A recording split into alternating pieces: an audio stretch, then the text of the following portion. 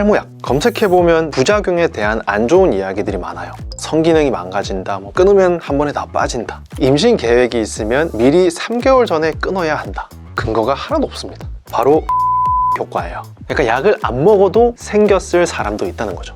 논문 데이터랑 실제 임상을 근거로 기준을 한번 잡아드릴게요. 탈모 때문에 스트레스 받으시는 분들 많으시잖아요. 탈모가 생각보다 우리 생활 전반에 주는 영향이 굉장히 크죠. 실제로 모발 이식을 받은 고객분들을 보면 시술 이후에 외모 만족도랑 자존감이 통계적으로 굉장히 유의하게 올라간다고 합니다.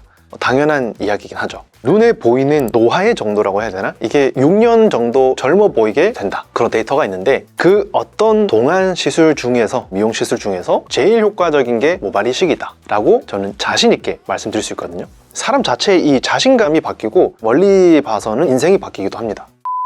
그래서 이런 모발 이식은 대부분 탈모가 심하게 진행됐거나 탈모약이나 치료로 회복 가능성이 낮을 때 시술하게 되는데, 보통 탈모가 시작되면 모발이 가늘어지면서 볼륨이 죽고 두피가 점점 드러나기 시작하는데, 이때 대부분 가장 먼저 떠올리는 게 탈모약 미녹시딜이에요. M자 탈모라면 탈모약이랑 미녹시딜이 거의 의미가 없는 경우가 99% 정도 되지만, 정수리 탈모라면 탈모약이랑 미녹시딜이 그래도 유의미한 결과를 만들어내는 경우가 많기 때문에 최소한 6개월 정도는 한번 해보고 모발 이식을 결정하는 것도 나쁘지 않아요. 그런데 그 중에서도 이 탈모약 검색해보면 부작용에 대한 안 좋은 이야기들이 많아요. 성기능이 망가진다, 평생 먹어야 된다, 끊으면 한 번에 다 빠진다, 이런 얘기들 때문에 탈모약 시작 자체를 망설이는 분들 굉장히 많거든요. 저도 탈모약을 16년 먹고 있는 입장에서 부작용이 없진 않았는데, 탈모약 복용 기간에 따른 부작용 빈도나 종류는 어떤지, 또 탈모약 효과가 부족할 때 제일 의심해야 하는 요소는 무엇인지, 논문 데이터랑 실제 임상을 근거로 기준을 한번 잡아드릴게요.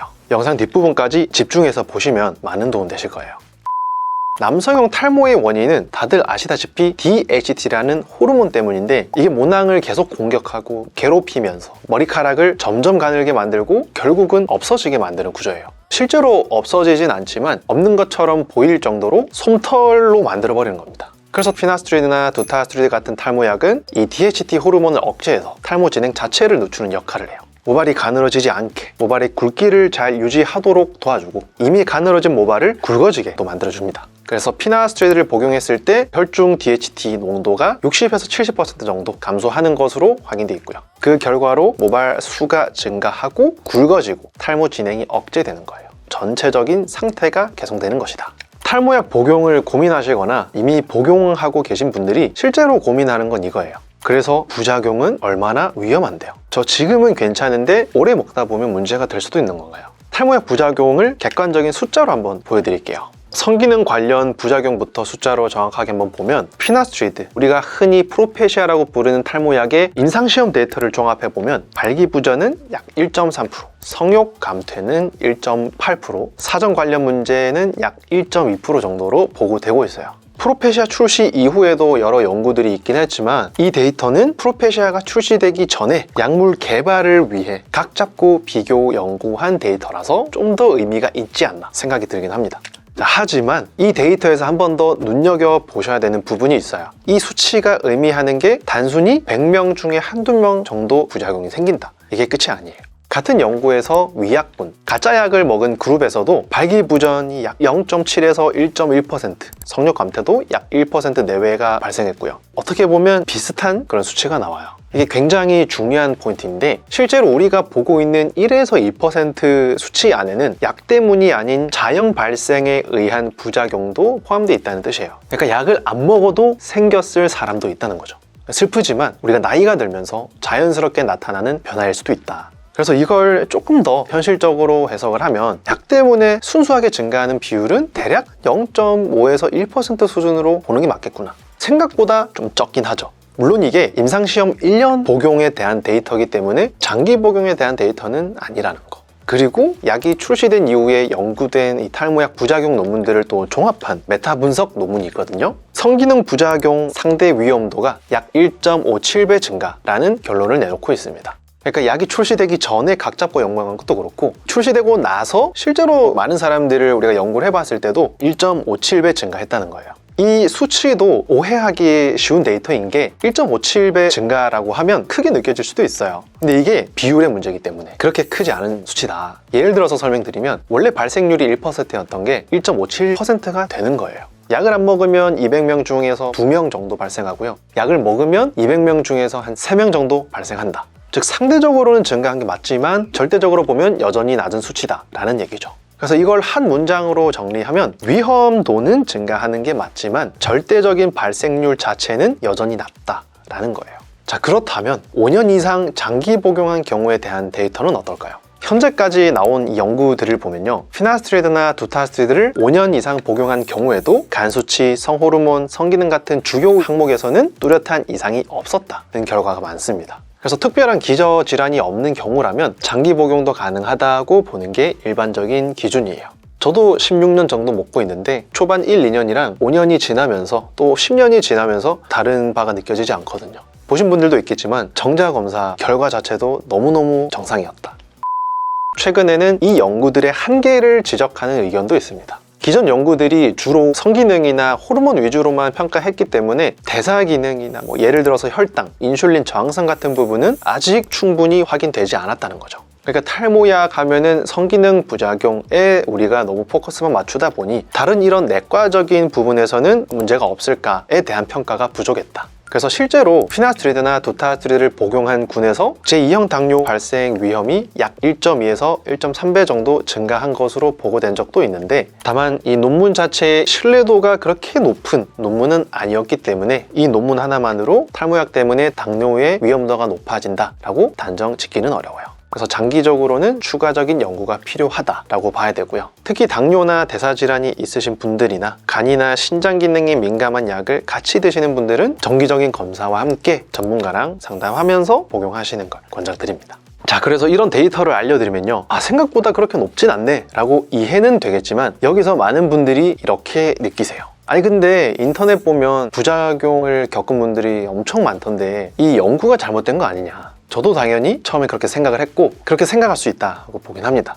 이 논문 데이터에 대한 의문을 가질 수밖에 없는데 왜 그렇게 보이냐면 구조가 굉장히 좀 단순해요. 탈모약을 먹는 사람이 100명 있다고 가정을 해볼게요. 90명은 별 문제 없이 그냥 지나가요. 근데 이런 분들은 탈모도 개선되고 전혀 불편한 것도 없기 때문에 굳이 글을 쓰지 않아요. 반대로 1명, 2명이라도 불편한 증상이 생기면 그럼 바로 인터넷에 글을 올라옵니다. 부작용 아닌가요? 저는 약 먹고 이런 부분이 너무 이상해졌어요. 불편해졌어요. 그럼 결과적으로 이게 어떻게 되냐면 인터넷에는 문제 있는 사례만 계속 쌓이게 되고 우리는 그런 정보들에만 계속 노출이 되는 거예요.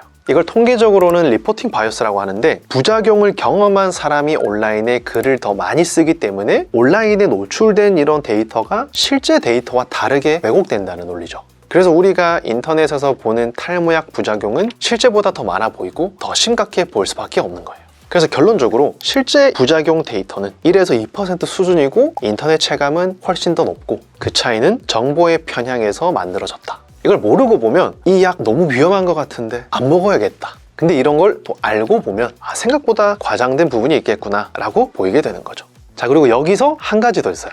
바로 노시보 효과예요. 노시보 효과라는 개념은 제가 전에도 설명드렸던 적이 있는데, 쉽게 말하면 부작용이 생길 거라고 부작용에만 사고가 집중돼 있고 매몰돼 있다 보니 나도 모르게 이 증상이 생기는 현상이에요. 연구를 하나 볼게요. 탈모약 복용 환자를 두 그룹으로 나눴어요. 한 그룹은 부작용 설명을 최소화했고 다른 그룹은 성기능 부작용에 대해서 아주 자세하게 설명했어요. 이렇게 두 그룹으로 나누고 모두 동일한 약을 복용했는데, 재밌게도 동일한 약을 복용했지만 그 결과는 완전히 달랐어요. 부작용에 대한 설명을 거의 안 들은 그룹은 성기능 문제가 약 15.3%, 부작용을 자세히 들은 그룹은 약 43.6% 발생했습니다. 거의 3배 가까이 데이터가 차이 나죠. 이게 의미하는 게 약 자체 영향만 있는 게 아니라 심리적인 영향도 실제로 작용한다는 거예요. 그래서 부작용 글을 많이 보고 걱정이 커진 상태에서 약을 시작하면 그 불안 자체가 증상으로 나타나는 경우도 있다는 거. 물론 당연히 잘 알고 드셔야 되는 건 맞다. 하지만 이런 요소도 작용한다는 거예요. 그리고 네 번째 주제는요, 깊이 있게 탈모약을 공부하신 분들은 들어보셨을 만한 그런 내용인데, 약을 끊었는데도 부작용이 계속된다. 이게 바로 이제 포스트 피나스트리드 신드롬이라고 불리는 개념이거든요. 탈모약을 중단한 이후에도 성기능 문제, 우울감, 집중력 저하 이런 증상이 지속된다는 보고들이 있어요. 자, 그런데 여러 데이터를 종합해 보면 PFS는 존재 가능성은 제기되고 있지만 명확하게 확립된 질환으로 보기는 아직은 어렵다라는 게 최종 결론이에요. 그래서 이 부분은 과하게 불안해할 필요도 없고, 그렇다고 완전히 없는 얘기라고 단정할 수도 없긴 하지만 탈모약으로 생긴 부작용은 중단하면 보통 다 회복되고 돌아온다 라고 보셔야 되고요. 일반적으로 한 달에서 3달 안에는 다 돌아오지만 정말 드물게 6개월에서 1년이 걸리는 경우도 보고된 바 있다. 이게 기간의 문제일 뿐 다시 돌아오긴 돌아온다.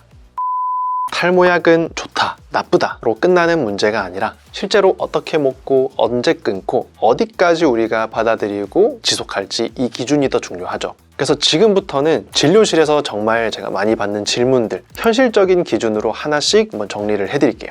첫 번째로는요, 탈모약 먹다가 끊으면 머리가 한 번에 다 빠진다 라는 잘못된 이야기. 탈모약을 먹다가 끊었다고 해서 한 번에 확 빠지고 이런 건 아니에요.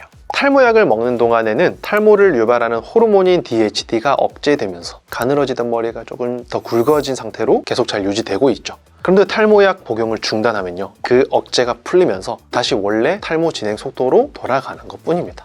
쉽게 이야기하면 탈모약을 애초에 시작을 안 했다면 50살의 대머리가 된다. 탈모약을 꾸준히 계속 복용한다면 80살의 대머리가 되는 거. 근데 탈모약을 꾸준히 먹다가 중간에 끊게 되면 60살의 대머리가 된다. 또 더 오래 먹다가 중단하면 70살의 대머리가 될 수도 있고요. 포인트는 탈모약을 먹는 그 동안에만 탈모 진행 속도가 현저히 낮아진다. 그래서 탈모약 단약 후에 체감상 머리가 갑자기 많이 빠지는 것 같다고 느낄 수는 있지만 실제로는 원래 진행되던 탈모가 예전 그 속도로 다시 진행되는 거예요. 두 번째로는요, 임신 계획이 있으면 미리 3개월 전에 끊어야 한다. 정말 많이들 잘못 알고 있어요. 근거가 하나도 없습니다. 인터넷에 어떻게 이런 내용이 돌아다니면서 완전히 진리처럼 이야기가 좀 돌고 있고 다들 그렇게 받아들이는 분위기가 돼버렸는데, 중단을 혹시 하더라도요, 한 달 전에만 중단하시면 되고요. 사실상 중단할 필요도 없긴 합니다. 다만 탈모약을 먹고 정자수나 정자의 운동성 같은 정자의 퀄리티에 영향이 어느 정도 생긴 케이스가 보고된 바 있긴 하기 때문에 비뇨기과에서 정자 검사를 한번 해보시고 이상이 없다면 계속 드셔도 무방하다고 이해하시면 되세요. 진료실에서 만나는 많은 분들이 기형아 출산에 대해서 걱정을 많이 하시는데, 남자가 탈모약을 먹는 거는요, 기형아 출산과 전혀 무관하기 때문에 걱정하지 않으셔도 되세요. 저도 임신 준비를 하면서 정자 검사를 먼저 받아봤고 전혀 문제가 없어서 약은 계속 복용하면서 아들 둘을 다 문제없이 아주 건강하게 잘 출산했고 잘 크고 있어요. 단 그럼에도 불구하고 나는 불안하다. 한 달 전에 복용 중단하시면 되세요.